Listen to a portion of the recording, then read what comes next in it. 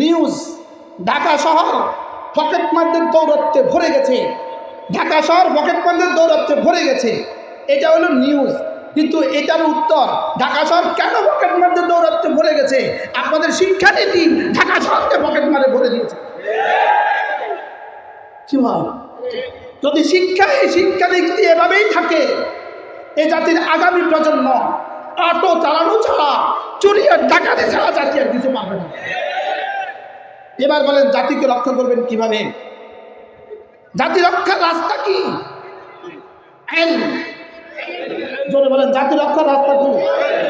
যেমন ধরেন 6 মাস পলিটেকনিক্যাল ইনস্টিটিউটে 6 মাস পড়েছে, এবার যদি এই যুবককে বিএসসি ইঞ্জিনিয়ার বানিয়ে দেওয়া হয়, যেমন ধরেন 6 মাস প্যারামেডিক্যালের ট্রেনিং করেছে, এবার যদি এই যুবককে এমবিবিএস এর সার্টিফিকেট দিয়ে দেওয়া হয়, জাতির ফিউচার কেমন হবে?